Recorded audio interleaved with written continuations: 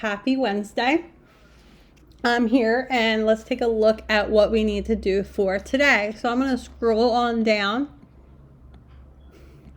to my week of 9/21 to 9/25 folder. I'm going to click on Wednesday, 9/23.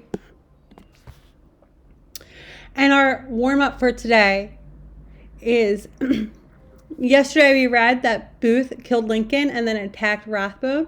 What do you predict will happen next? So a prediction is just a guess. I would like for you to give me a guess of what you think Booth will do next. Once you're done that, you're going to go into today's mini lesson.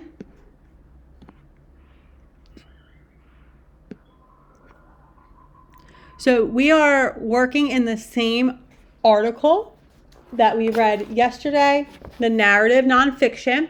So this is now part 2. And we are going to continue to practice summarizing and inferencing using a narrative nonfiction text. Remember that summarizing means restating the most important ideas of a text.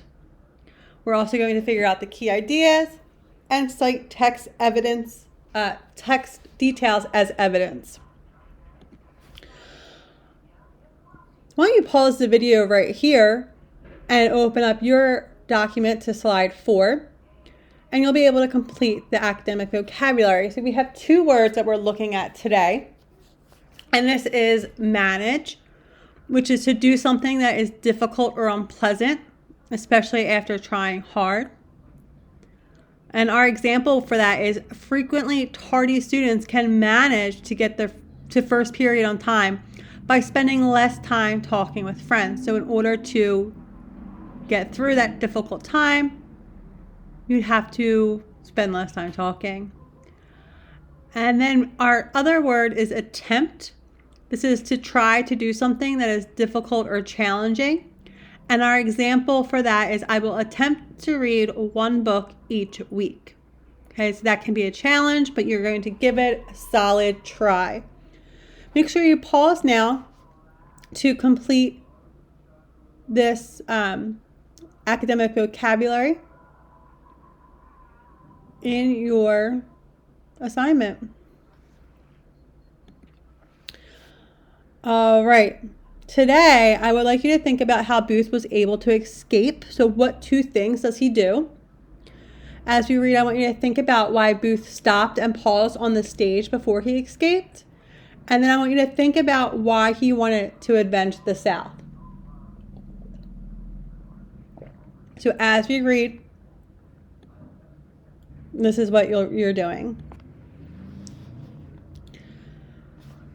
And let's just recall from yesterday, we had Booth in the theater that fateful night, shot Lincoln in the head.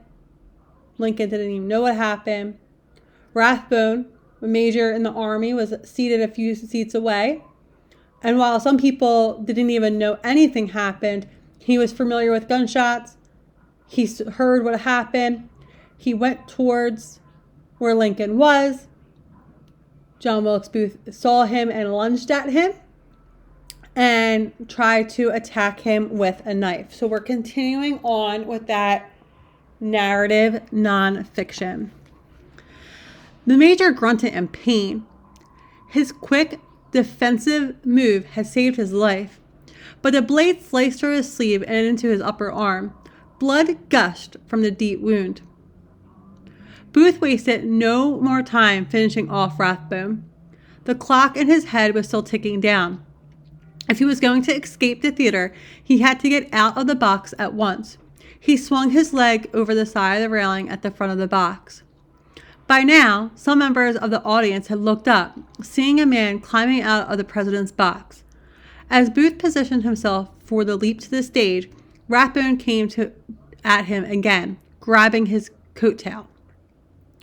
Thrown off balance, Booth got tangled in the framed portrait of George Washington hanging on the front of the box. One of his riding spurs snugged one of the flags that decorated the box. He managed to free himself and land it, off balance, but still on his feet. He felt something wrong with his left leg, near the ankle, but there was nothing he could do about it now. Booth scrambled to center stage, turned to the audience, and stood up straight. Though every second was precious to his escape, he knew that this was his last appearance on the American stage. This would be the performance he would be remembered for. All eyes were on him. He stood still, paused to build suspense, and thrust his bloody dagger victoriously into the air. The gas stage lights shone on the shiny blade now stained with blood. Sic semper tyrannis, he thundered. It was the state motto of Virginia. Thus, always be tyrants. Then Booth shouted, "The South is avenged." Booth fled into the wings, slashing his dagger at anyone who got in the way.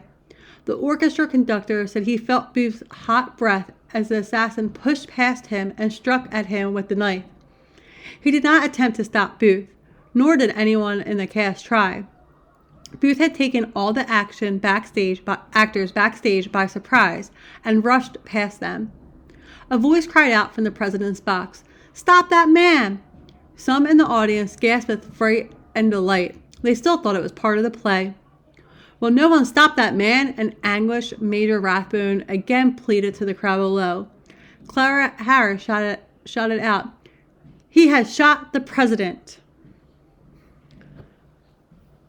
All right, boys and girls, there's a few other vocabulary words sprinkled in here, so let's just take a look really quick. Positioned is to be placed in a certain location for a specific purpose. Suspense is a feeling of excitement or fear when you do not know what will happen next. And anguished is filled with extreme physical or emotional pain. And here we have a ticket to the Friday evening performance at Ford's Theater, the night the audience witnessed an event that changed history. All right, so how does John Wilkes Booth escape the theater? We're going to list two things that he did to escape. So I'm going to put a 1 in here and then a 2. So let's think about it. He had his knife. He caught everybody by surprise. So he had the element of surprise. He had his knife. He leapt from the box onto the stage. He freed himself after getting caught up in the decorations and the picture. So any one of those things, you can pause right here and add that in. All right. So we're going to make inferences, okay? An inference is a conclusion or opinion that you come to based off of known facts, okay? So we can make an inference right here with this man. This man has large muscles, so we can infer that he works out even though no one told us that he did. But because he has muscles, we know you can't have muscles unless you work out, okay? So we can come up with that conclusion. Let's think deeper about why Booth stopped on the stage, and then we're going to make an inference about that. It says, Booth scrambled to center stage, turned to the audience, and stood up straight. Though every second was precious to his escape, he knew that this was his last appearance on the American stage. This would be the performance he would be remembered for. All eyes were on him. He stood still, paused to build suspense, and thrust his bloody dagger victoriously into the air. The gas stage lights shone on the shiny blade now stained with blood. Sic semper tyrannis, he thundered. It was the state motto of Virginia. Thus, always be tyrants. Then Booth shouted, "The South is avenged." So, why do we think he does this?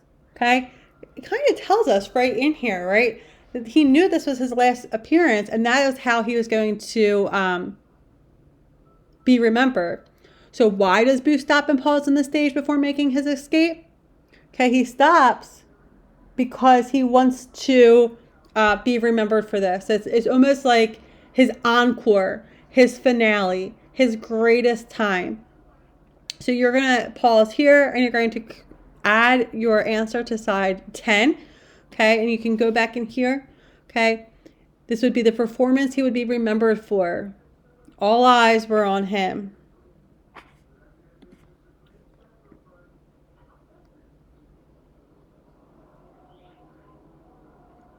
And we have one more question for today. Okay, it says, Booth shouted, "The South is avenged." Why does he want to avenge the South? Remember, avenge means to get even with or revenge for someone or something. Remember that the South lost the Civil War and that Lincoln was the president of the Union. So we could put something like that. We want to definitely turn. So Booth wanted to avenge the South because they had lost the war and Lincoln was president of the Union. Okay, so Lincoln was definitely the one who they lost to.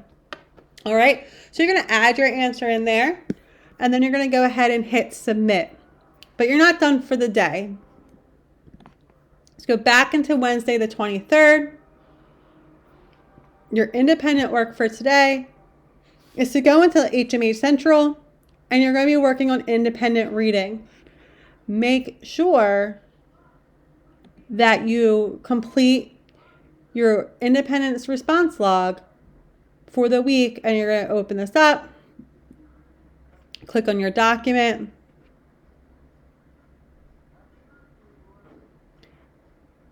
and we're going to the slide for Wednesday. So, book title, author's name, starting page, end page. Remember, you're not submitting this until Friday after you've completed it for the week.